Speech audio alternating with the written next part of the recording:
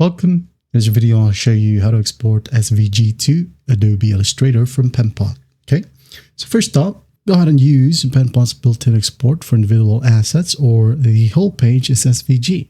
Okay, so let's go ahead and open up a project right here, or new file.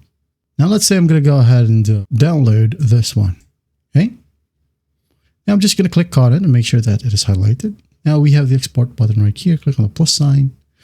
Now go ahead and change this one to SVG. Okay, now click on export. Wait for the download page to pop up. There you go. Save it wherever you want. Done. So go ahead and open up your Adobe Illustrator. Okay, now click on file right here at the top left. Open.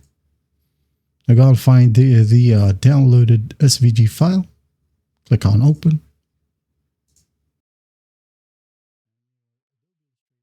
Okay, as you can see here, as fast as that is now opened. That is how you export SVG to Adobe Illustrator from Penpot. I hope this video helps, and I'll see you in the next one.